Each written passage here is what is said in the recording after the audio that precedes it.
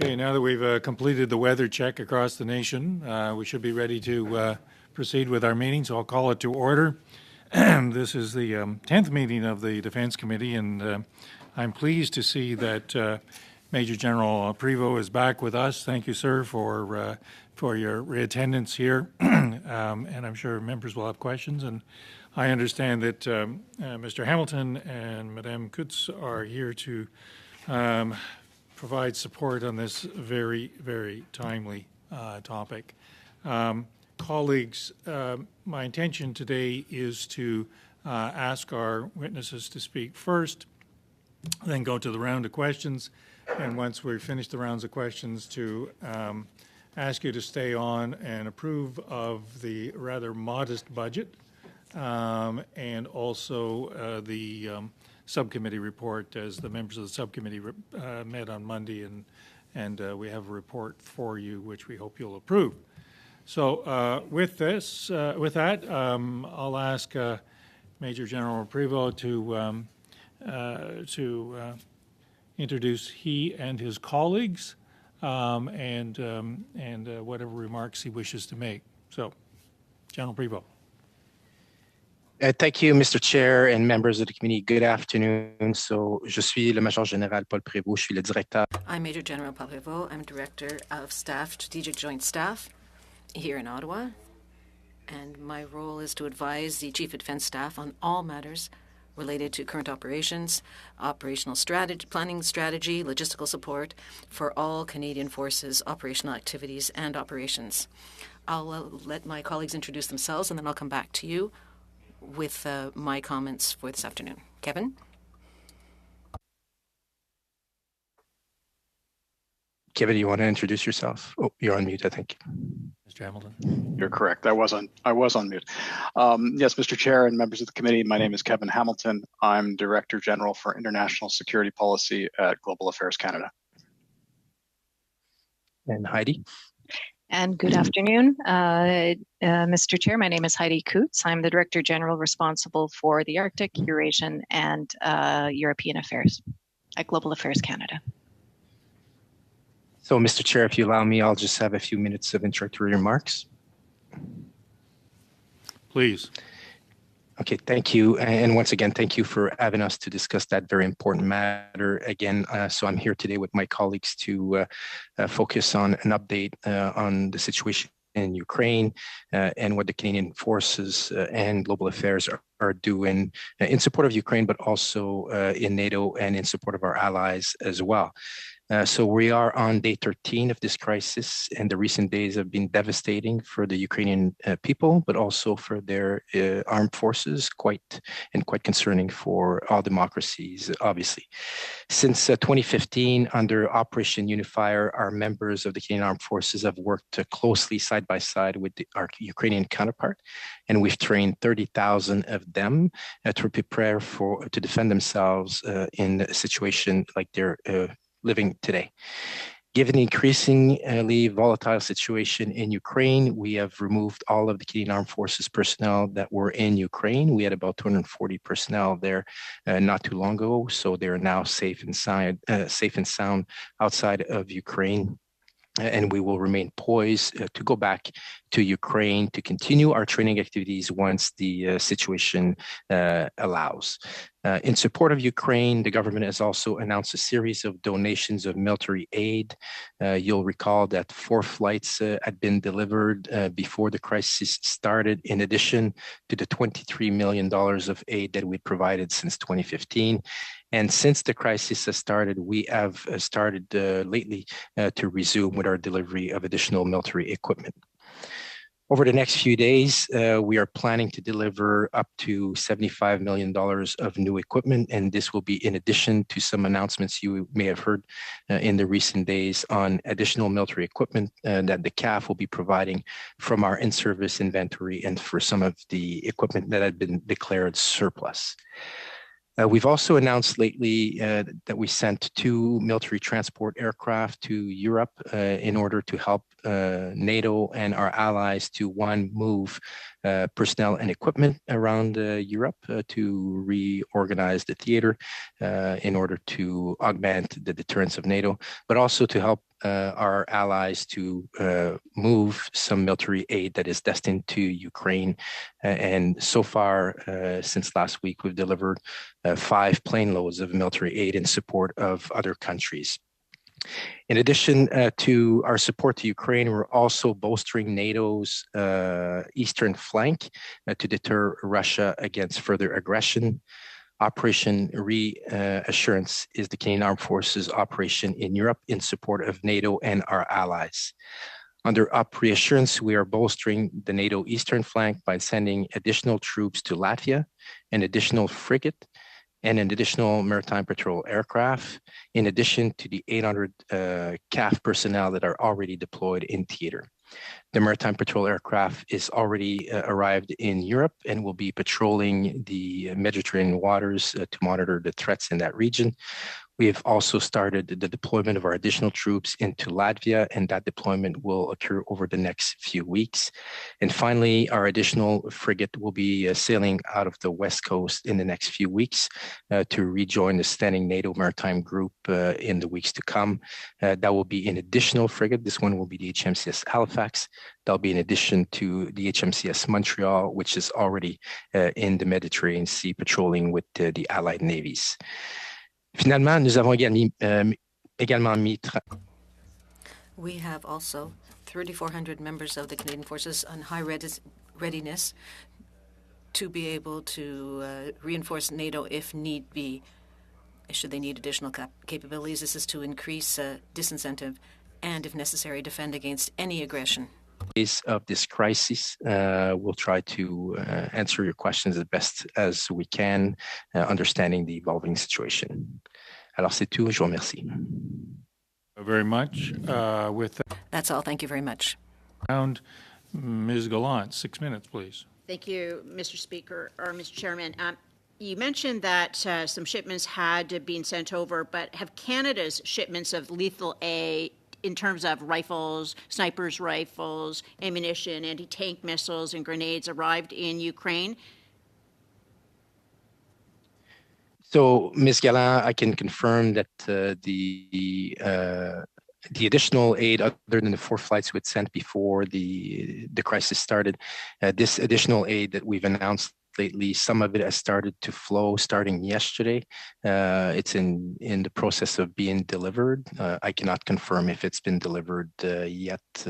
I could, but I will not confirm if it's been delivered yet to Ukraine or not. Could you give us some indication if Canadian troops in Latvia have been subjected to psychological warfare information, or information warfare or cyber warfare by groups attributed to Russia and or the Russian state? I think it's fair to say, Mr. Chair, that the information and misinformation campaign that Russia is doing right now has started years ago. We've been monitoring this. Our troops in Latvia can see it. They're not subject to it, but we can clearly see it, and we're doing every attempt to correct the record when possible. Have any Canadian Forces reinforcements arrived in Latvia yet? Mr. Chair, yes. So in Latvia, we've declared an electronic warfare capability last week to Latvia. So that's additional troops in theater. We started the deployment of our additional gun battery. The reconnaissance element is deploying right now, and you will see over the next few weeks the arrival of the battery, which will compose of 4 guns in that battery, and additional 130 personnel. 130, okay. And which units are they being drawn from? So the gun battery will be coming from le 5e RALC from Valcartier. Okay, and 3,400 Canadian troops are on notice to reinforce our NATO allies. When is the next tranche of reinforcements going overseas? So, Mr. Chair, the additional 3,400 troops here are on higher alert on what we call the NATO response force. That's a force that's available to NATO, the Supreme Allied Commander, Europe, the highest commander in NATO, for him to draw from when he activates new plans. No decision has been made on activating these plans. What you see now deploying into the NATO area of responsibility are additional troops that are voluntary contributions from the country. So to quickly answer that question, no additional troops have been deployed as part of those 3,400, and there's been no request from NATO at this point to dispatch any additional troops. So we don't know when they're going. What number of people are involved, and what pieces of equipment are set to go with them of the 3,400? So of the 3,400, Mr. Chair, they're from the Army, Navy, Air Force, and Special Forces in there. The capabilities is pretty much what we see every day in the Canadian Armed Forces. You have airplanes, ships, land troops. So it's a very long list, Mr. Chair. How long are planned reinforcements for you? For reinforcements in Europe set, and can they be sustained in theater, or is this a one-shot deal? So, Mr. Chair, many of the capabilities we have on hand to deploy would be, well, actually, I would say everything that we're going to send to Europe, if necessary, to defend, will stay in theater as long as required for NATO to defend. So we're talking long-term sustainable operations, 2 or 3 rotations? Absolutely, Mr. Chair. So what we will do, we will send obviously our high readiness forces, and as those high readiness forces are being deployed in theater, we will start mounting the reinforcements behind what we call the follow-on forces to go take over after the necessary time period. Are there plans to increase the available reserve forces for operations in Europe, should that become necessary to support the current troop deployment? So that is, Mr. Chair, a possibility. We are not there yet. Obviously, we will adjust as the crisis develops. So Canada's CF-18s are rapidly deployable to Europe in times of crisis. So why haven't they been either sent to Romania, Poland, or Latvia? And why is it going to be until July to send anything, according to the reports? So, Mr. Chair, as part of Operation Reassurance, we have the commitment on the EFP, or battle group in Latvia. That's our permanent presence in Latvia. Part of that commitment from the government that stems before even the crisis was to sustain that battle group in Latvia. Also, part of that commitment is a frigate in either the Mediterranean or the Baltic Sea. And that frigate has been rotated every 6 months, but persistent presence since 2014. And also part of that commitment is the Air Task Force comprised of the 6 CF-18s. We use every year the 6 CF-18s to rotate into Europe to do the air policing mission in Romania. That normally happens in the fall. And what was announced this week is that that deployment, again, will occur this fall, but could be brought in earlier if NATO requires it. Thank you. Madame Gallant, Mr. Fisher, 6 minutes. Thank you, Mr. Chair, and welcome back, Major General, to you and your officials. We've seen reports of significant losses by the Russian military in a very short period of time at the outset of this conflict. And we've also seen reports of breaking down vehicles, tanks running out of fuel, Russian soldiers, having expired rations. Major General, your thoughts on how this military operation by Russia has progressed? Thank you for the question, Mr. Chair. Our assessment is that Mr. Putin's campaign is not going the way he had envisioned. We see the same as you see in the media. We see the same on the intelligence side. They're running into logistics problems. They're running into military issues. They were expecting to probably have a bit more of the control of the airspace. Their equipment is failing. So that obviously that campaign is not going as anticipated for Mr. Putin. I think some miscalculation on his part maybe as well, in the fact that Ukrainians would be really ready for a battle and determined, like we've seen lately. And I think Mr. Putin may have also underestimated the resolve of the allies to come in support of Ukraine by providing military aid. Does this surprise you, Major General? Are you, surprised by what looks like a little bit of a lack of readiness? And are you surprised equally by the apparent readiness of the Canadian-trained Ukrainian soldiers? So I'm not surprised on either front to answer that question, Mr. Chair. In terms of Ukrainians, we've been training with them since 2015. Let's not forget that they've been in a crisis since 2014, since the invasion of Crimea. They've been doing a good fight in the Donbass. They've learned a lot. We've trained them. We know how hardened they are. So that's on one front. On the other front, I think like we see in information and disinformation, Russia, and we have to be careful here. I would say Mr. Putin may not be 10 foot tall like he is. There's always been a recognition that they might have a large force that is not really modern, and maybe a modern force that is not very large. So I'm not surprised on either front. Thank you for that, Major General. So as we are meeting today, there are protests occurring across Russia against Putin's unprovoked and unjustified war on Ukraine. These protests are in defiance of the Putin regime, and currently hundreds of protesters are being arrested daily. What right now do you see as the mood and consensus of the Russian people? And did this happen in 2014 or 2008, towards Putin? Just curious to see if you see any parallels. Actually, if you don't mind on this one, I'll be referring to my colleagues, either ID or Kevin, as they get a bit more insight. Obviously, we have some intelligence on what we see, but they have a bit more insight from their missions on what we see there. So I think it'd probably be ID on this one. Thank you very much. Good afternoon. What I would say is that our mission in Moscow is watching closely the situation, and certainly the measures that Canada, along with partners and allies, have undertaken with respect to economic sanctions and other measures, are certainly causing strain and pressure on the Russian economy, and certainly we are watching those protests that are taking place to understand the impacts on Russian society. Thank you for that. I'm going to go back to my earlier line of questioning with the Major General.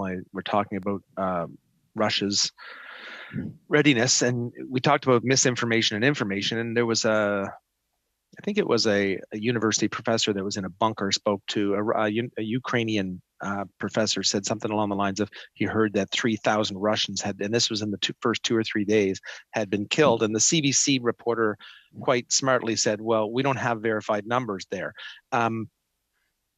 How well are we, how confident are we that what we're seeing with some of these Russian problems that they're having there are all accurate? That's actually a very good question, Mr. Chair. The allies, I would say, we're all following this. We're trying to assess what the battle damage is. I would say that these reports are pretty much in line with what we observe, but it's very difficult to pinpoint a number, obviously with the intelligence means that we have. But clearly, the Russians' advance is not moving the way it was anticipated. We're just trying to understand exactly what damage has been done. Thank you, Major General. Seconds. Thanks to you. Thanks to you and your team. I'll cede the last 30 seconds, Mr. Chair. Thank you, Mr. Fisher. Madame Normandine, 6 minutes, s'il vous plaît. Merci beaucoup. Merci encore, Major Général Prévost. Thank you very much. Thank you very much, Major General, for your availability at such a last minute, and likewise to the other people with you here today. My question is that for the cold response mission, where 30,000 people are participating with NATO, Canada is going to send only 10 people.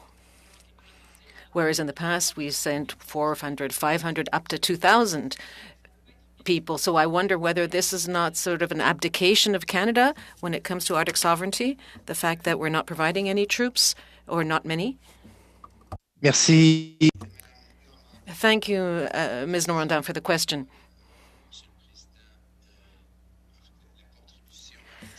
Chair, the contribution to cold response this year is, and the decisions about Canada's participation in exercises isn't from my command, and my headquarters, but Canada is part of NATO every day.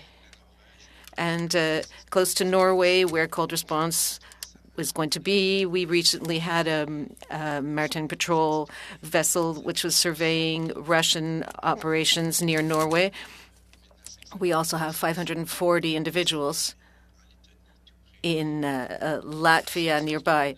So Canada's participation in NATO is strong. The decision to participate with that particular element for cold response, that 10-person contingent, is because it met our objective for training here in the shoreline operations. In the media, what we've understood is that the fact that they're sending 10 is not consistent with the current situation in Ukraine, because this is something that was decided well before the conflict exploded. And this was consistent with the problems of recruiting and retention that the Army has been experiencing. Is this an indicator of how critical the level of recruitment and retention is and our readiness for potential Arctic missions? A very good question. Mr. Chair and Madame Normandin, you are correct. Right now in the Canadian Forces, some of the threats to our operational readiness are due to the number of people we have. We have worked very hard in all departments to increase recruitment efforts, to have more personnel, also to change our policies, to have a culture change. All of this contributes to the size of our forces. And the small size of what we're sending for the exercise is offset by efforts in which Canada has 2,000 people deployed across the globe on some 20 missions. So when you put it all in, the choices is made because of our strong presence in NATO. We had chosen to minimize our participation in cold response. As you said, these are decisions that were made several months in advance. Thank you very much. And now dealing with more materiel rather than human resources, still on the subject of the Arctic. Canada doesn't necessarily have any response strength. We have obsolete radar. We don't have any major military nuclear-class vessels to patrol. We know that in the past, Canada has refused to work together with the Americans to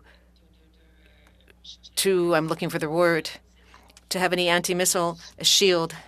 I wonder whether, in the current context, Canada has been approached by the U.S. to restart discussions about this. Madame Normandin. And Madame Normandin, Chair, thank you. Well, the answer is that we work closely with NORAD and have been for several years to modernize the Air Command and Defense of North America. That's NORAD. Discussions were announced a few years ago. We've been working hard on this subject at this time. These discussions between Canada and the U.S. also involve the Canadian forces and the governments. This is something that was also announced during the implementation of the defense policy in 2017. Discussions are going well, and the intention is to modernize continental defense and North American air defense through NORAD. Thank you. One of the scenarios that seems to be likely in Ukraine, unless there is improbable intervention on the part of NATO members, is we may have to accept a scenario in which Ukraine is going to capitulate. Is this something that's been analyzed as a scenario by the forces? And is this something that would lead to repercussions? Because is this something that may not stop there if Ukraine were to fall? So there are several aspects to this question. I'll begin on my side, but probably I will offer an opportunity to Kevin and GAC to be able to answer. We're looking at all short-term scenarios in terms of what may occur in Ukraine. Of course, we are concerned by the escalation on the part of Putin, Mr. Putin, but we're also looking at what objectives can be met given the problems that we've seen in the last few days of the campaign. We're looking at these short-term scenarios, and we have begun also to examine long-term scenarios. So I'd like to turn the floor over to Kevin if he would like to complement what I said, because it's not simply a military campaign. Kevin? To point out that she has about 15 seconds left in her response. My suggestion would be that Madame Normandin has two more rounds available to her, so if you could respond during that period of time, that'd be good, and that way we can stay on time. With that, Madame Matheson, 6 minutes, please. Thank you, Mr. Chair. So there's been a lot of conversations about Putin and these activities being held to account under acts of war crimes. How can we help in terms of accounting for that or surveilling that and the war crimes being committed against Ukrainian people? Okay, thank you, Mr. Chair. Maybe I'll give the first shot here again and offer to my colleagues from Global Affairs if they have anything to add. We're obviously aware of this. We're concerned about this. We're reading it like you in open source. We are using our intelligence sensors to try to gather a bit more evidence about this.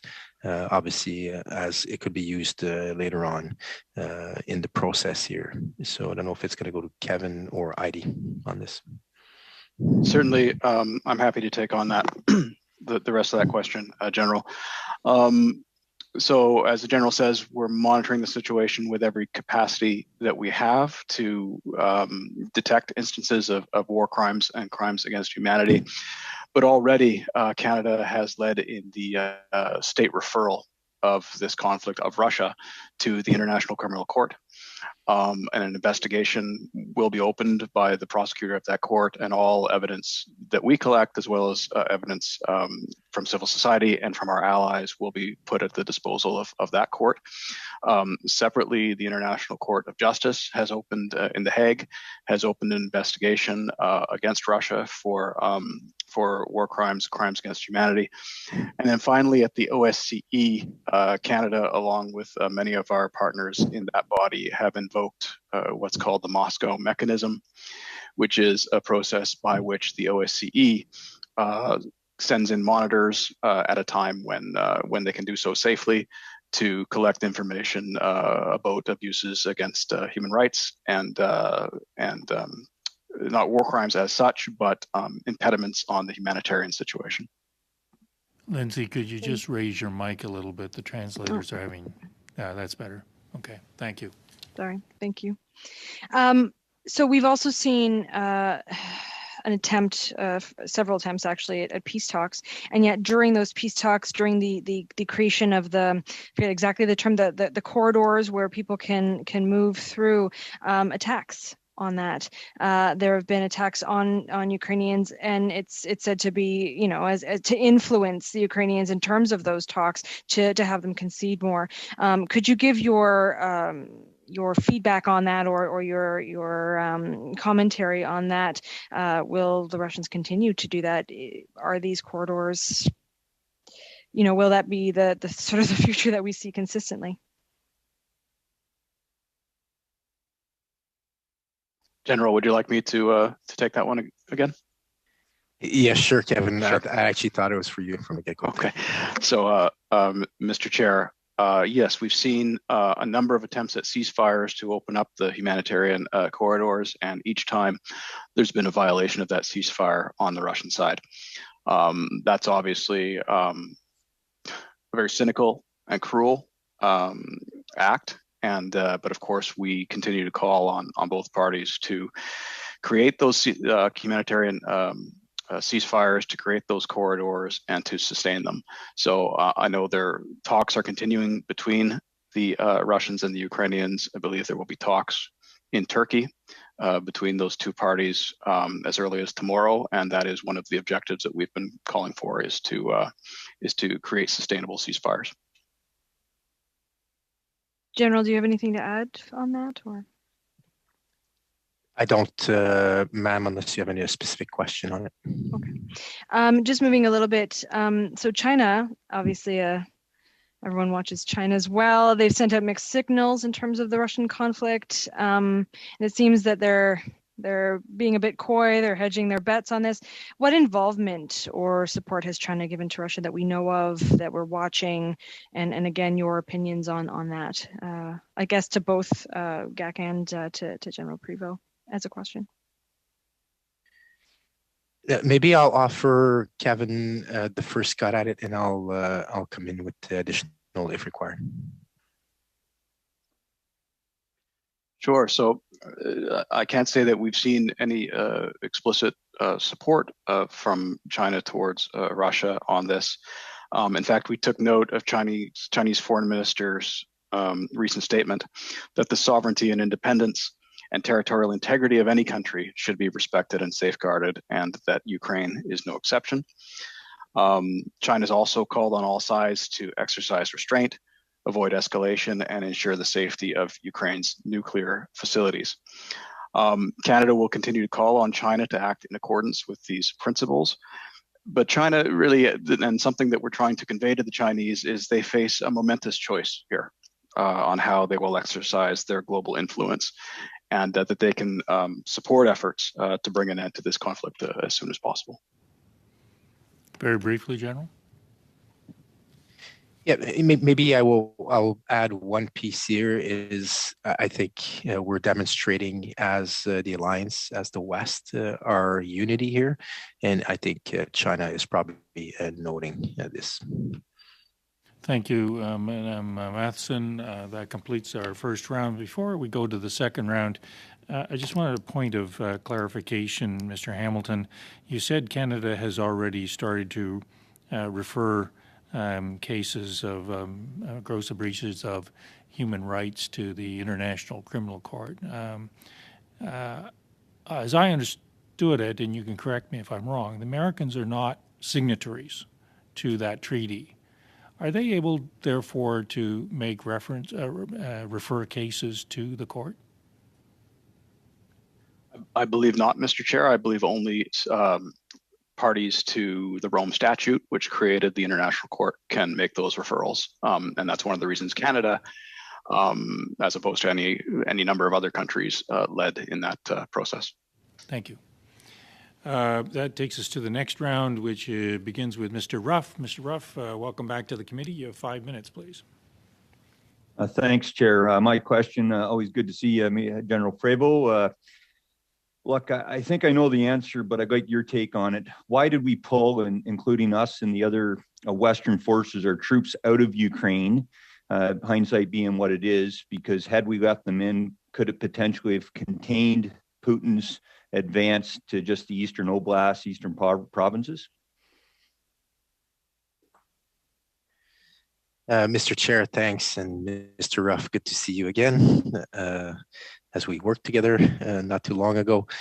So to answer the question, the Unifier mission was a training mission. It's a training mission, which you're well aware of, that started in 2015 to train Ukrainians to prepare for such an eventuality.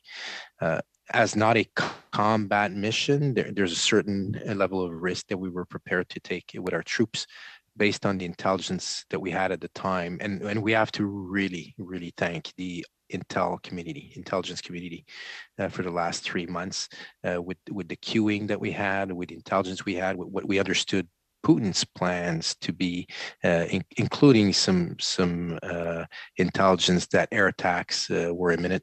It was prudent to return our troops initially in Western Ukraine, to stay in country as long as we could, and the last few elements of our troops left the morning of the attack. So great intelligence throughout, and it was a calculated decision. All right, so thanks on that. We maybe get into it deeper, but what would you say is the biggest risk militarily to both the Ukrainians and our troops on Op Reassurance or in Latvia, shy of a Russian nuclear strike? Well, Shy of nuclear strike, but I would say shy of any attacks. I think this would be a big decision from Mr. Putin to step inside the borders of Ukraine. I think that the biggest threat right now to our democracies and Canadians and everybody else is the information and misinformation campaign that's going on. I think this is the highest stress at this time. I think people need to be informed properly. I think that the next bound will be ready for it. The alliance's efforts right now are focused on deterrence to make sure Putin understands what not to do, and if ready, if required, we'll be ready to defend. But I want to get there, General, to what is the military risk? What is the next step if he does escalate in Ukraine as well? I'm not talking about just our troops. What's the real risk? I think the real risk will be on him. The alliance is unified. The alliance is prepared. We bring a lot of capabilities together. So I think it would be miscalculation from Mr. Putin at this point. All right. I guess you're not quite going the line that I'm thinking. Like, I think it's the continuation of the airstrikes into Ukraine and potentially an incursion into NATO countries. Is the preliminary risk that I think we'd see before we got to worry about a Russian ground strike of any type, again, avoiding the nuclear side. Would you agree with that statement? I would agree that any attacks on the alliance would pose a risk. We'll be ready to defend against that. I think the greater risk would be to Putin himself. So on that line, though, if the air risk is the biggest thing, would you agree ground-based air defense and air defense in general is a crucial military capacity and capability not only needed for NATO, but for the Ukrainians themselves? Yeah, Mr. Chair, so I'll clarify here. An air attack would be one risk. There are other risks out there. I think you've heard Major General Wright talk about those risks earlier this week or last week. Cyber is a risk. Space is a risk. There's a lot of new capabilities other than kinetic capabilities that are a risk. Any of those is a risk to the alliance, but would be a greater risk for Putin himself. All right. So I still want to think, because considering the airstrikes is what he's using a lot of, and I think that's the biggest risk to the humanitarian efforts as well in country, is the ground-based air defense. The Prime Minister was just asked earlier today about, replacing our ground-based air defense within the Canadian forces and speeding up the procurement process. He said it would be done rapidly, considering I think it's slated first early delivery in 2026. How much faster could we speed up the procurement of air defense capability for the Canadian Armed Forces? Very rapidly in 15 seconds, please. Yes, Mr. Chair, we're obviously looking at that right now. We're looking at the current project that we have, how fast we can accelerate, and what other mitigations we can put in place in the meantime. And let's not forget that there's 30 countries in the NATO alliance. A lot of our allies are helping where we have gaps. Thank you, Mr. Ruff. Mr. Gear, 5 minutes, please. Great. Thank you, Mr. Chair. It's great to be back. Thank you to the witnesses for making time. So on February 25th, 2022, the Prime Minister stated that Canada will impose sanctions directly on Russian President Vladimir Putin and his inner circle of advisors. The new sanctions were in addition to obviously previous sanctions that were announced that targeted Russian oligarchs, their families, Russian banks, Russian financial entities, and members of his Putin's inner circle. How do these sanctions align and complement those of our allies?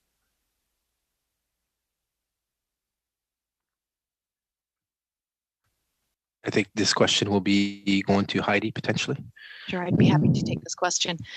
Since the beginning, Canada has worked in very closely indeed with our partners, with the United States, with the UK, Australia, and in close collaboration with the European Union in order to discuss and align our sanctions measures for maximum impact, immediate impact on Russia for its actions. So in that spirit, Canada, along with allies, you will see a symmetry in our efforts in the sanctioning of individuals and entities, financial institutions, members of the Russian State Duma that voted to recognize the independence of the Donetsk and Luhansk, as well as a number of measures that have come forward in recent weeks, including support from Canada to partners to connect key Russian banks from SWIFT global interbank payments and other measures.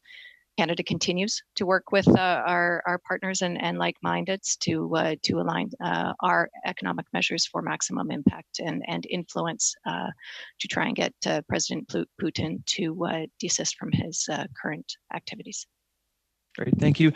So could you explain a little bit of why it's important to move in lockstep, and how does that generate a greater impact?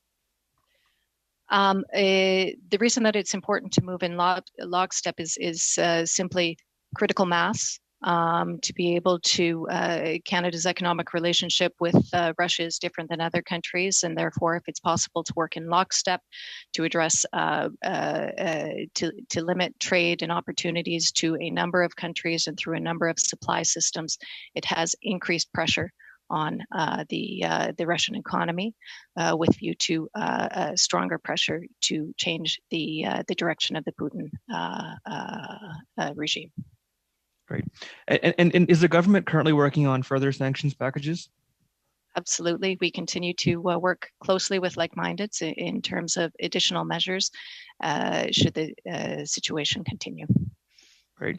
So I wanted to touch on another point that you just mentioned. On February 25th, the Prime Minister also called on Russia's removal from SWIFT, the Society for Worldwide Interbank Financial Telecommunication. And according to Russian National SWIFT Association, there's around 300 banks and organizations in Russia that use SWIFT, and more than half of the Russian credit organizations are represented in SWIFT.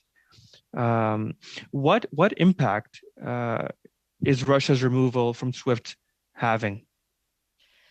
Well, essentially, what its removal will impact is significant restrictions in their ability to send money in and out of the country, and effectively pausing Russia's major imports and exports. And currency-wise, is that just is it Russian currency? Is it all currency? On that precision, I wouldn't be able to give you an adequate response right now. Sure. And then could you elaborate on what impact this will have on the Russian economy? Is it crippling? Sort of, where is that on the spectrum? Well, I would certainly say that it's grave, including we have seen, in addition to those economic measures that nations have put in place, we have also seen the activity of private enterprise in reaction, also withdrawing from the Russian market. So that we do what we are seeing is that this is having a significant impact on Russian banks, their financial system, and their ability to transact. You have about 15 seconds. Okay, so I do have a little bit of sympathy for the Russian people. What's the long-term impact? Because the ruble is in free fall and the Russian stock exchange still hasn't opened. What's the long-term impact of this? Very briefly, please. That is a matter that will have to be monitored as the sanctions continue to have impact, and we would certainly hope that the Putin administration would roll back his efforts in order to roll back the current situation. Thank you, Mr. Thank you. Gahir. Madame Normandin, 2.5 minutes, s'il vous plaît. Merci. Ms. Normandin, for 2.5 minutes. This morning, the Prime Minister mentioned that he believed Ukraine's is during the conflict, and there might be a peace treaty, but with Russia, which may be sued for war crimes, or a future that's not very happy if Ukraine were to be defeated. In this context, we can't go back to the initial position of Canada, which was to focus on soft power. So I'd like to hear what this will have to do with our future readiness. Does this change the situation for the future? Normandin. Thank you for the question, Ms. Normandin. It doesn't change anything, as I've already explained. We are examining the potential scenarios in terms of what's happening directly in Ukraine. What are the possible scenarios? As I've said earlier, we're looking at when we, Canada, can go back to Ukraine to continue to train the Ukrainian forces. On the other hand, what does this mean for NATO? We're looking at potential scenarios regarding the Ukraine conflict. What does it represent in the short, medium, and long term for NATO? It isn't changing anything that we were already doing in terms of operational readiness. We have to be able to recruit more and modernize the forces to be ready for future conflicts. But along the same lines, we often hear people say that if there's a risk to Canada, we have allies in NATO. But what is Canada as an individual country ready to do? This is something that raises questions. Shouldn't we be sending a message regarding these questions and these issues? Shouldn't we be better prepared individually? Madame Normandin, merci encore. Thank you again for your question, Ms. Normandin.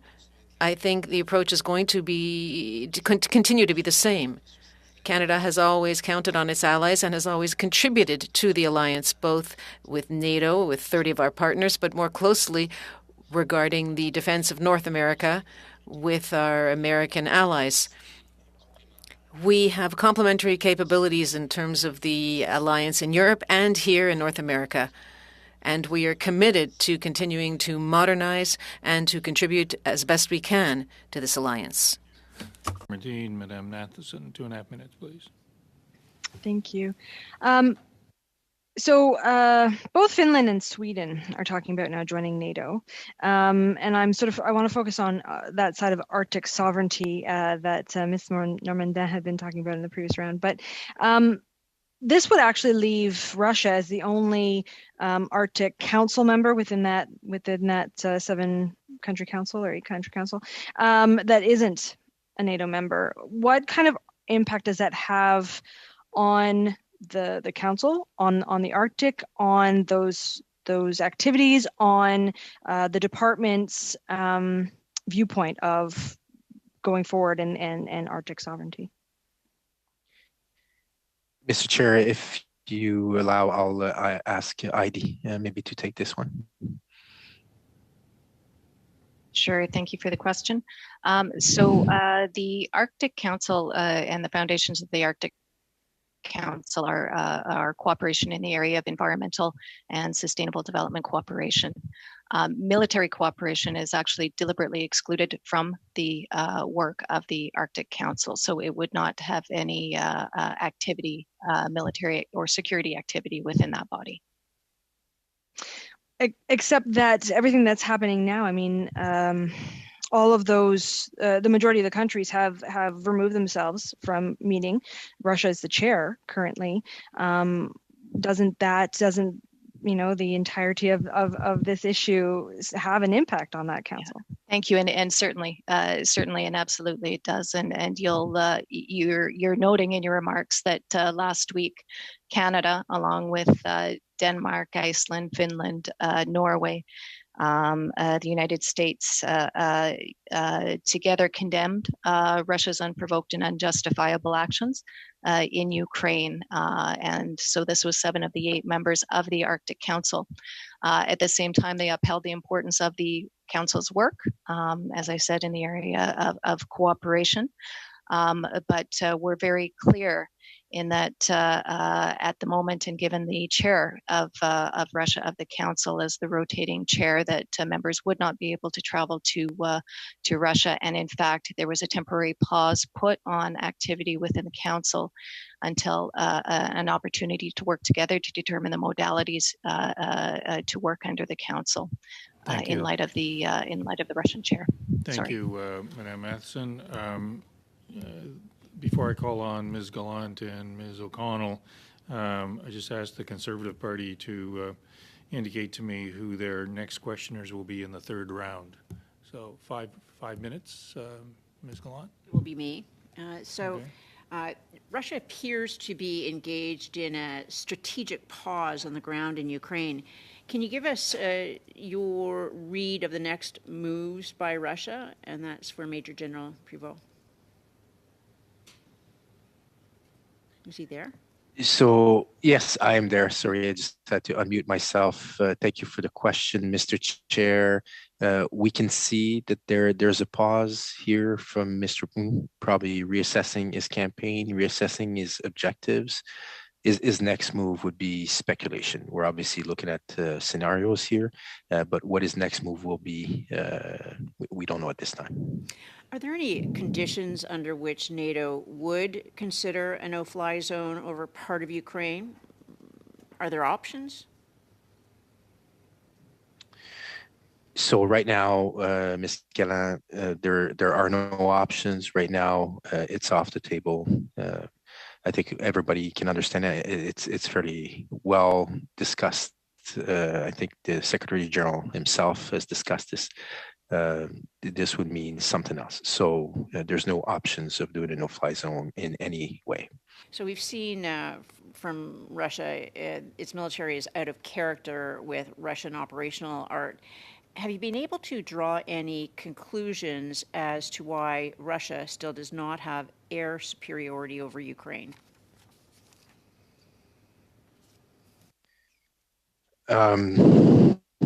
We do have a sense of this. Unfortunately, some of it is classified, but what I offered initially in the fact that they have maybe a large force, but not necessarily one that is modern, and their modern force is not large enough to do this. I think that's probably the best answer I can give you at this time. Is Canada now sharing intelligence directly with Ukraine from Canadian Defence Intelligence Command, CSE, or RadarSat?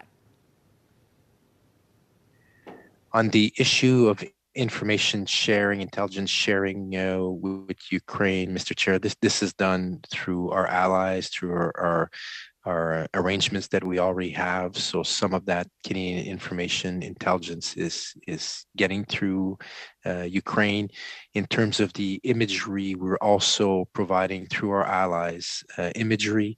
I think it's been announced that we're providing $1 million in imagery at this time, which will provide Ukraine imagery for the next very high quality imagery for the next 3 months, and we'll continue to reassess that need as the crises develop. Has there been any consideration in NATO sending more TB2 Turkish drones to Ukraine?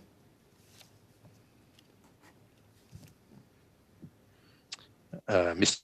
Chair, I'm not in a position to know this. That would be a question that should be directed at NATO, or actually the manufacturer or the country to which they are built. Have we given any rules of engagement to Canadian Forces personnel in Latvia or in perhaps Poland regarding an accidental Russian attack or otherwise? Mr. Chair, so the Canadian Forces have the authorities and the rules of engagement they need right now to operate in the context we're operating on. And if the situation changes, we will ensure that the Canadian Armed Forces members have the rules of engagement they require.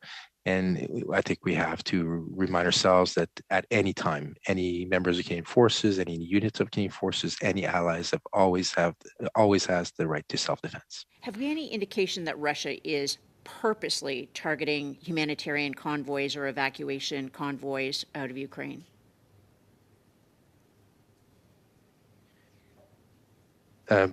Mr. Chair or Madam Guérin, I don't have that information right now. I'm not too sure if Kevin has some information to that effect. Okay. Mr. Chair, this speaks to intent, of course. What we have seen is that humanitarian corridors have been targeted. Whether they are intentional or not isn't something, it's where we have a gap in intelligence. Thank you, Madame Gallant. Ms. Connell, 5 minutes, please. Thank you, Mr. Chair. Thank you to the witnesses. Major General, or you can direct it to whomever is best to answer this. I read in open source reporting that the U.S. is reporting from their intel that, quote, Putin is angry and is going to double down. I'm curious what the doubling down might look like if so far some of their efforts, and again, I recognize this could be speculation, but based on what the US intel has put out there, and based on the fact that Russia's attempts so far have probably not gone according to plan, what does that look like in terms of an escalation? And then I have a second question. Okay, maybe I'll take the first part of the question and offer to my colleagues, Global Affairs, if they want to add some more to it. Obviously, it's something that we're all concerned about. This is something that we monitor as best as we can. I think Russia's been very good at rhetoric in the past. The declarations of Putin of last week, we took note, but we took note just to monitor what he's doing from a strategic and an operational perspective. Something that we're concerned about. At the same time, I don't think we need to overplay this. There could be some rhetoric there for sure, but we clearly have an eye on that. Concerned about Putin's behavior for sure, but I think the whole of government effort and the whole of alliance effort taken in the diplomatic, informational, economic, and military shows strength that Mr. Putin has to take note of. Kevin, do you have anything to add? No, Mr. Chair, so it is naturally speculative, but it's part of our job to speculate and to foresee different scenarios. One of the scenarios that is out there and relates to the question is the fact that because the campaign is not going as well as Putin had expected, there is a risk that, for egregious as this war has been to date, he could resort to options that are even more lethal, and so that's something we're alive to and we're looking at. Thank you. And then following up on that, we've heard from other witnesses previously in academia who have obviously studied and watching this very closely. And the question is always, well, how does this end? And in their testimony, and I'm completely paraphrasing here, but some of it was suggesting that once the oligarchs realize that this is unattainable and financially, but how does this, if Putin does not kind of back down or resort, or I don't see him just walking away and going, okay, you've got us. But what types of pressures will continue to kind of put that domestic pressure on him to retreat in some fashion? Kevin, you want to start on this? Yeah, so I would say that the domestic pressure and pressure in around his inner circle and the oligarchs, one has to believe that it's a factor, and that it's an issue. Exactly how we measure that and how we're able to predict what an end state might be, I think we're a long ways away from that at the moment. Fair enough. And then last question quickly.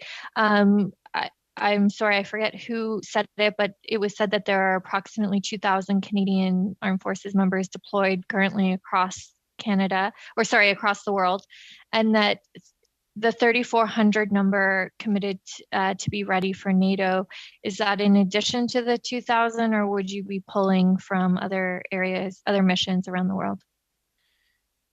Thank you for the question, Mr. Chair. So the answer is that will be in addition to the 2,000 members we have deployed across the world right now. 3,400 is on high alert here in Canada, ready to go.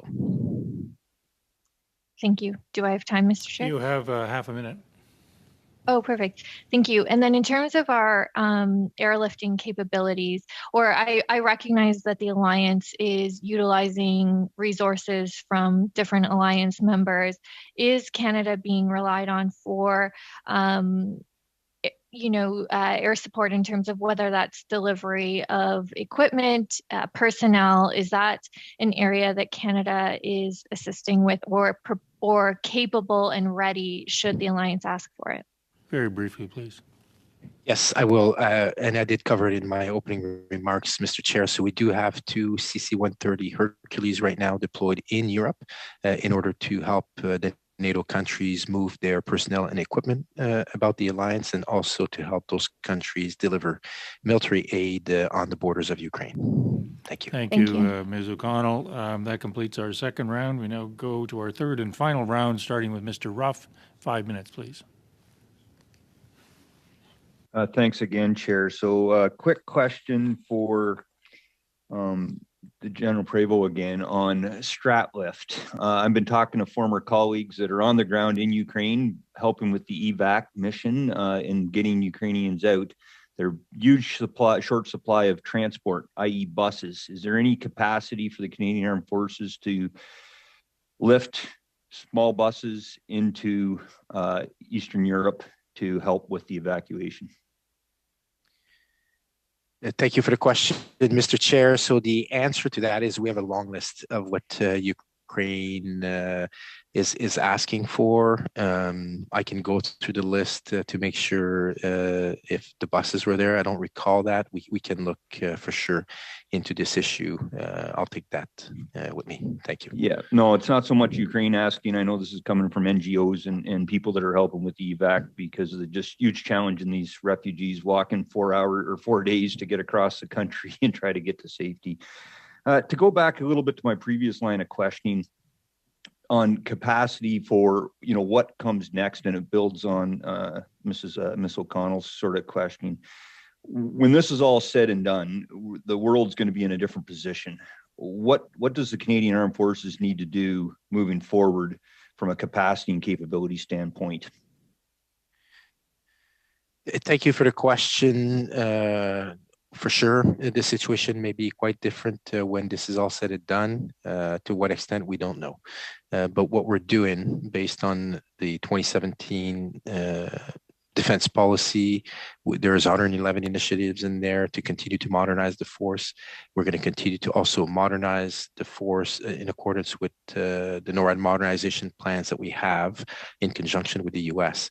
And as I mentioned already, there's also internal things we need to do in terms of personnel. We need to recruit more. We need to rebuild the force. Right now, our force it's got some gaps in terms of personnel. We have to look at our personnel policies. We have to look at our culture change that needs to. So all of that together is what the CAF needs to do over the next coming years to tackle the challenges of the future.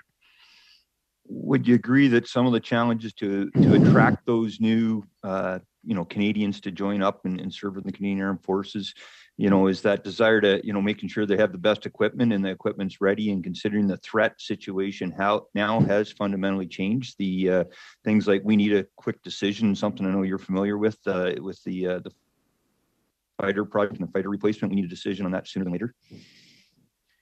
So, Mr. Chair, for sure, having the best equipment is helping recruit our people. What we're doing as well in the CAF helps us recruit our people.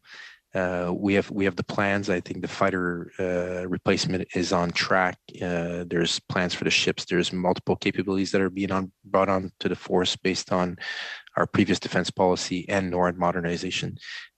So it's the whole of that will help us rebuild the force.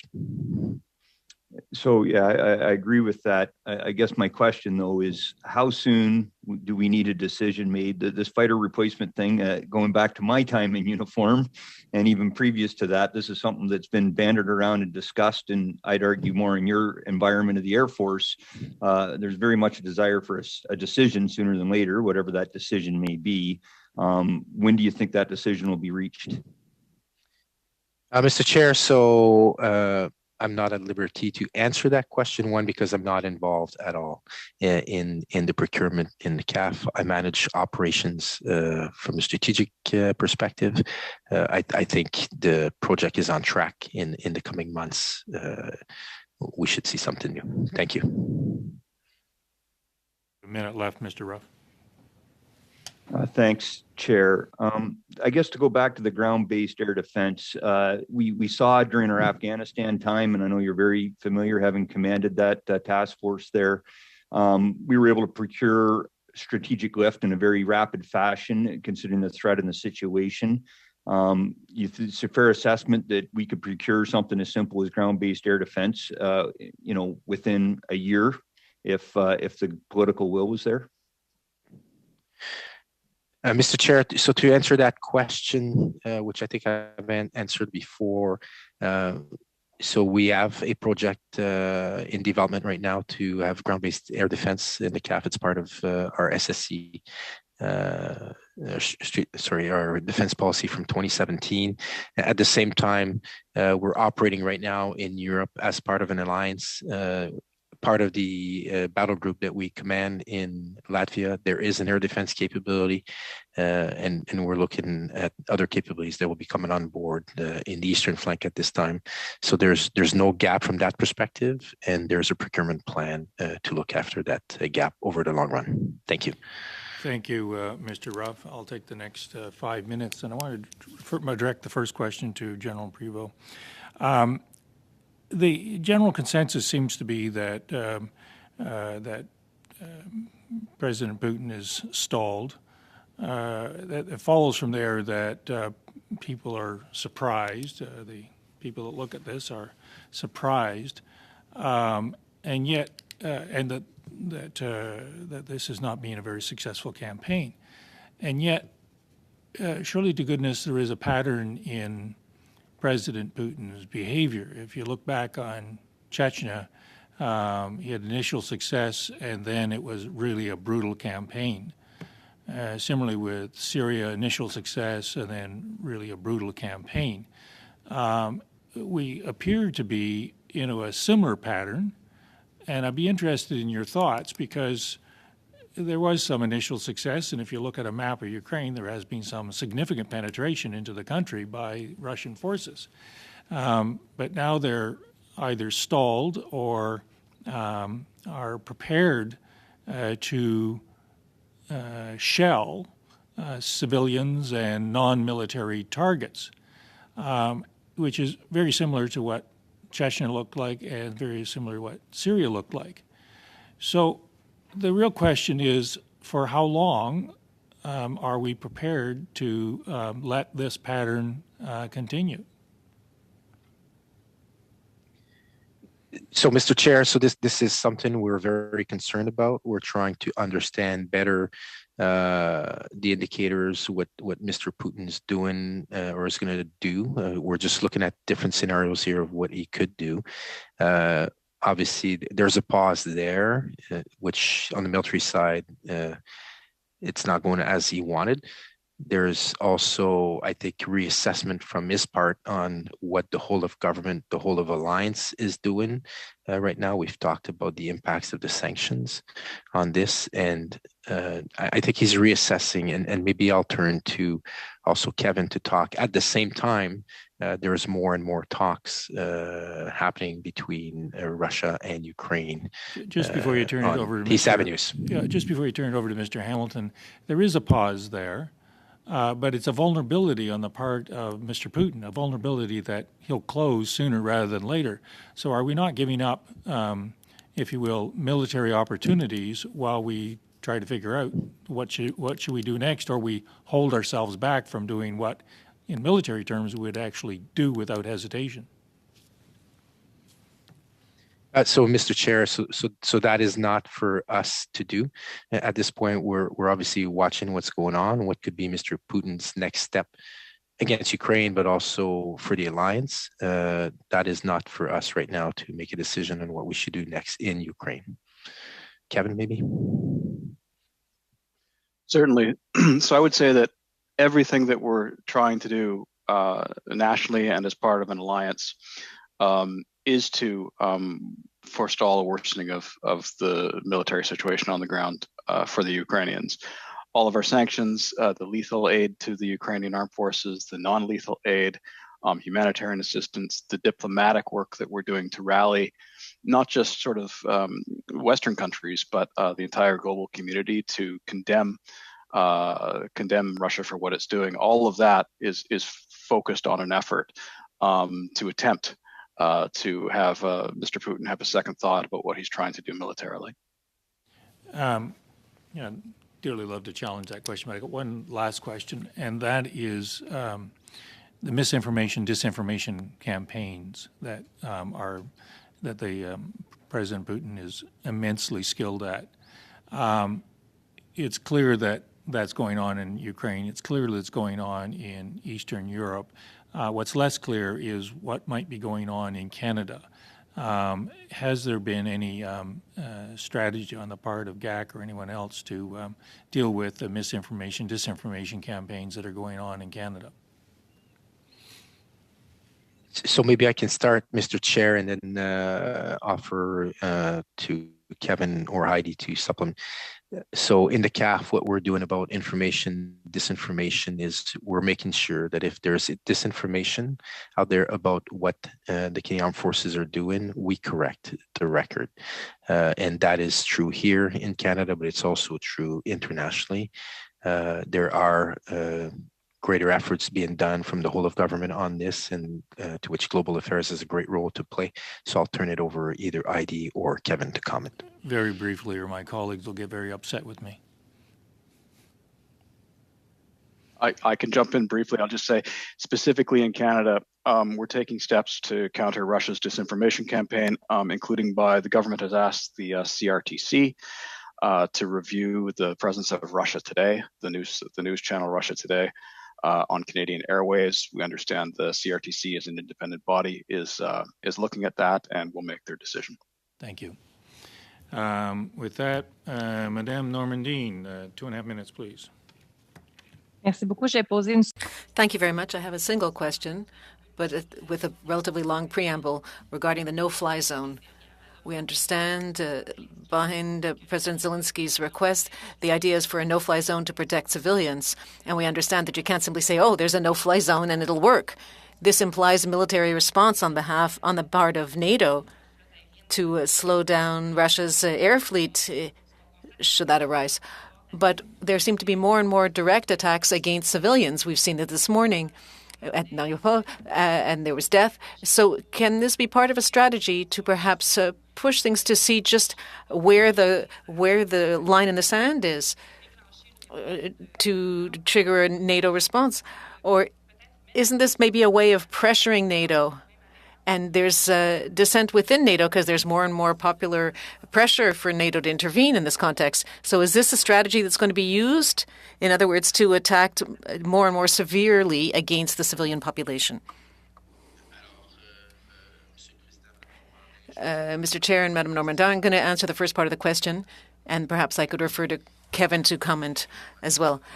Of course, we are concerned by all of the military actions that Russia has taken against Ukrainian forces, but of course against civilian population. When it comes to the no-fly zone, we are not familiar with the thinking or the strategy of Mr. Putin on the subject. For the time being, there is no plan to implement a no-fly zone by NATO, but we're highly concerned by the military actions on civilians. Kevin? I don't have anything to add to that. That would be my response as well. Thank you. Well, perhaps then as a complementary question, it perhaps could be considered that there is an attempt to see how far President Putin could go. Is that one of the scenarios that is possible? Madame Normandin, we're looking at all of the scenarios and where Putin is prepared to go, but we're also confident that he is noting the alliance's position and the steps we're taking, not only militarily by NATO, but also military support to Ukraine. There's a major effort, and that has an impact as well. There are also diplomatic and economic efforts that are significant, which we hope will convince Mr. Putin to be careful. Madame Normandine, Ms. Matheson, 2.5 minutes. I just say to my colleagues in the Conservative Party, I don't know who is going to be the next questioner. So, Madame Matheson. To follow up a bit on what the chair was asking about, you had mentioned that now the CRTC, I think Mr. Hamilton, you said it, the CRTC is now looking into Russian Today and stopping their misinformation campaigns in Canada and investigating it at the very least. why we knew, and we've certainly heard on this committee that this has been an issue for quite some time. So why is it only now that that's happening? My understanding is that it's because of the independent nature of the CRTC. They have looked at this issue before. I'm not privy to exactly through what mechanisms and how, but I know what I do know is that in the current context, the government itself has requested that CRTC look into this, and they are. Okay. In terms of, and I kind of return back to the question I had before about Finland and Sweden talking about joining NATO, but from a strategic military point of view, how does this change how Canada defends its Arctic sovereignty and that I guess greater NATO presence? ID maybe to start with on the policy side, and I can complement. Ms. Kurtz, can you just move your mic up just slightly? It's apparently that's it. I think that should be much better. I can, but I'm going to be quite brief because I'll just convey to Mr. Hamilton. He might want to respond to this from his perspective.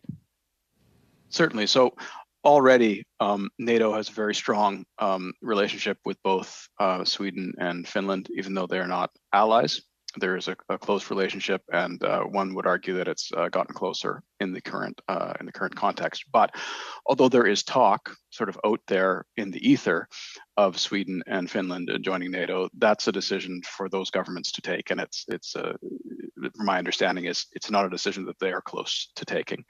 NATO has an open door policy. The alliance will look at any and all applications from European states to join the alliance, but that's not something that's happened right now. So anything beyond that, in terms of defense of the high north and defense of the Arctic, would be speculative. Madame Gallant, 5 minutes, please.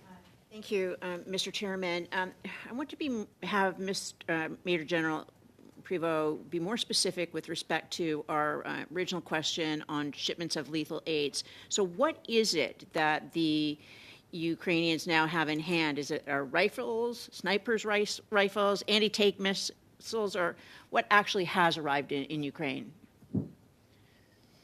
Okay, Mr. Chair, in response to Madame Gallant's question, so the 4 flights of lethal and non-lethal aid that were shipped before the crisis, which included non-lethal aid, protective equipment, but also lethal aid in terms of pistols and sniper rifles and ammunition, have arrived in Ukraine. They're already operating with the units they were destined to.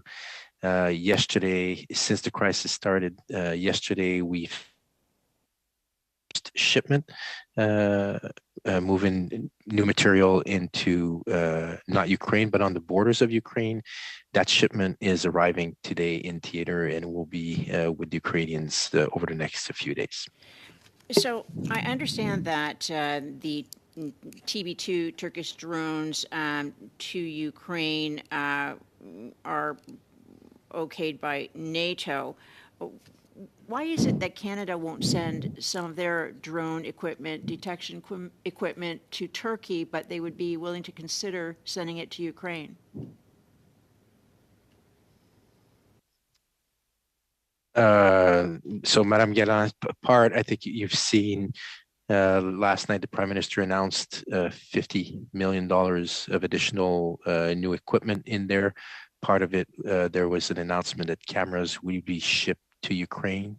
This is what we're focused on right now. We're putting the final touches to this offer. That's in a request. That's in response to a request from the Ukrainian government.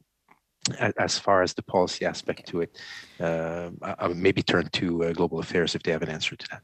Okay. Do they have an answer?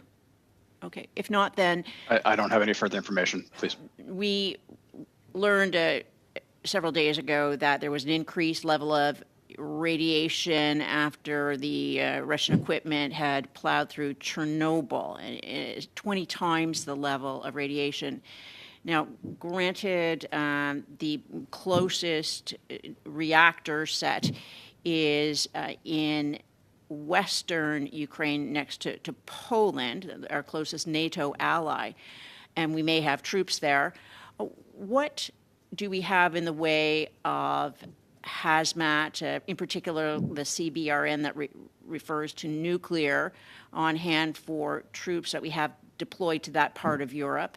And do we have mitigation medicine like potassium iodide? Are they ready for being exposed to radiation? What provisions have we made for them? So to answer the first question, to answer that question, Mr. Chair, so we have a very small amount of troops. We have no troops in Ukraine, first of all. We have no troops in Western Ukraine. We have some troops in Poland, a fair ways from the border at this time. We're also not monitoring any threat at this time in Western Ukraine. But to answer your question, there is no CBRN capability deployed in Europe at this time. Okay. And in particular with the psychological warfare, I'm going back to a question I asked earlier. You had talked about information warfare, but what about the psychological warfare being communicated, which our troops may be intercepting and subjected to? How is that being countered by our command? Mr. Chair, I'll answer, I think, the same thing here. We can see the disinformation campaign that Russia's doing. We're not subject to that psychological warfare. We see the disinformation, and where we can, and when we can, we correct the record on the disinformation. Okay. In terms of humanitarian convoys, I wasn't really, or you weren't really, through you, Mr. Chairman, very clear on I'm always very the clear. gap of information on Russia, whether or not it was purposely targeting humanitarian convoys. Is that gap in our intelligence, or is it a gap on the part of the Russian communications intelligence? The response was it was attribution of intent, and that was the issue. They couldn't actually say that. But I think Mr. Hamilton tried to answer that question before. Yeah, I was simply to say that we simply don't know whether there is Russian intent to hit those convoys, or if hitting them is, the result of what they would term collateral damage.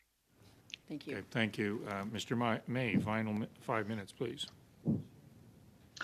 Thank you, Mr. Chair, and thank you to our witnesses today.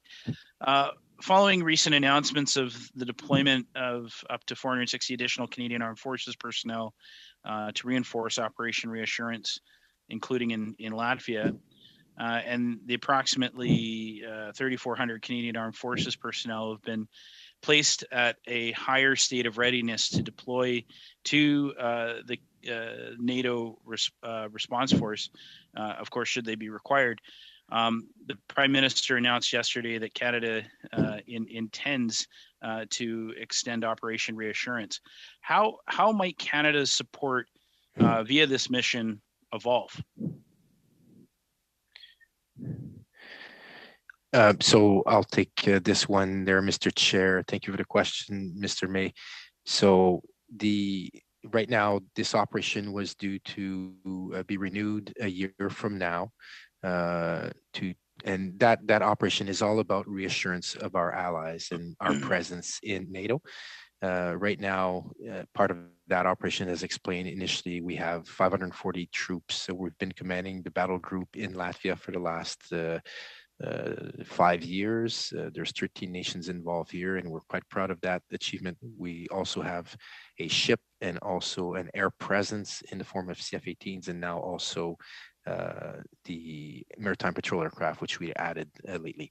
How this will evolve, obviously, with the crisis in front of us, how the crisis will evolve will inform how we will review this mission over the next few months.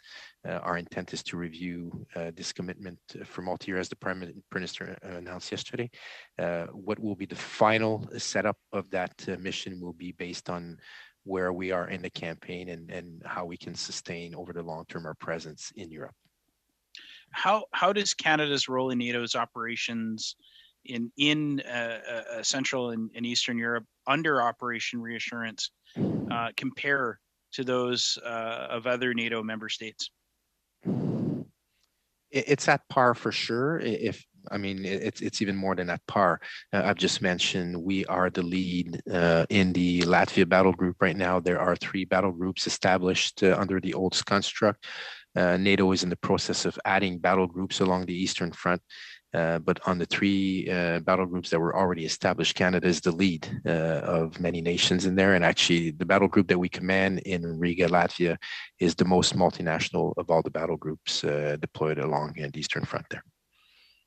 Thank you, General. Again to you, sir. For the first time in its history, the NATO response force has been activated as a defensive measure in response to Russia's ongoing invasion of Ukraine. Canada has, like I said, earmarked up to 3,400 Canadian Armed Forces personnel, land, sea, and air to join NATO's main response force. What exactly does this historic moment signify, and what role will the high readiness forces play within a deterrence and defense role? Thank you for the question. I think there's a few aspects to this one for sure. One, it proves that there's a crisis that we have to be concerned about. That would be number one. But at the same time, it proves that NATO is relevant. The fact that SACEUR has come to the NAC and asked for the high readiness forces to be put on standby, and that the NATO alliance have agreed to that shows our alliance.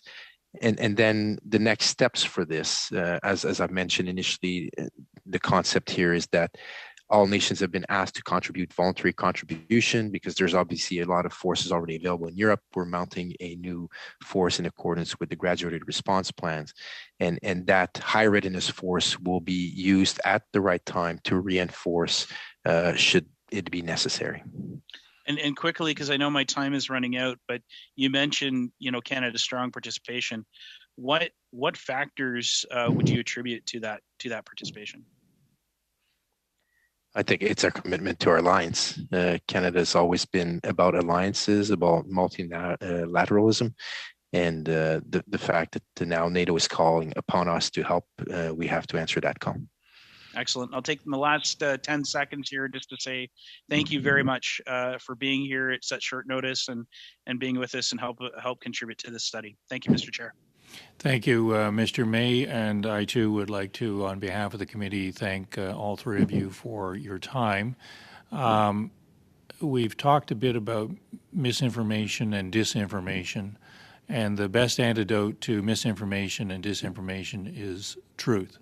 And you have shared truth with us within security boundaries.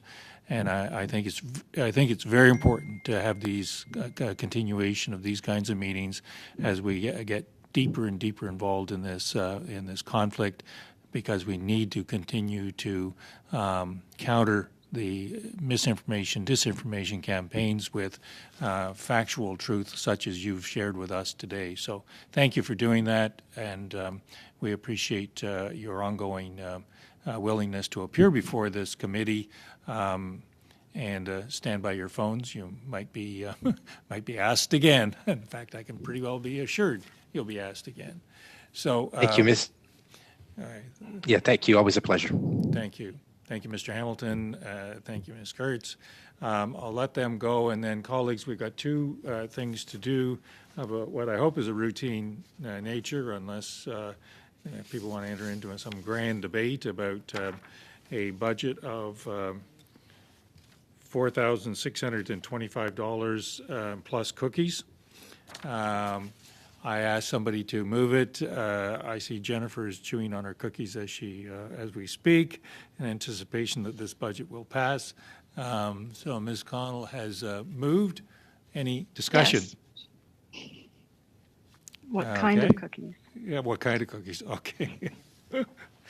Okay, seeing no discussion, vote. Those in favor, thank you very much. Second is the report of the subcommittee. I appreciate it. It has been, I appreciate the work of the members on Monday, and we've arrived at two elements of the subcommittee. I'm assuming that everyone has received a copy of the draft report. I'd ask somebody to move. Mr. May, any debate? Seeing none. Those in favor? Pardon me. Oh, sorry. I did not see a draft report. What is this, the draft report of? Of the subcommittee that met on Monday. Okay, so you're just approving the report of what they met on. It's not Yeah. the report that we're working on right now. No. Okay. No. It's just the way forward. Okay, having no debate, those in favor? Good, thank you very much. Again, thanks to the subcommittee for their work on Monday. Yeah. Yes. Clarification, Mr. Chairman. So we have this very fluid situation with Ukraine, and we're going to be tidying up our work on this study. What if there are new threats that come to the surface? How will they, or will they, be incorporated into the study? And will we have the flexibility, given what was passed, to have a special or even an additional meeting should it become necessary during this time? Oh, I would anticipate any one of the members can move on 48 hours notice a motion to study whatever it is that's related to this study. In fact, as you well know, if it's related to the subject matter at hand, you can move it without the 48 hours notice, and failing which you can persuade the chair with our usual level of charm that a meeting should be called. So there's at least three ways I can think of right off the top of my head to set aside additional time.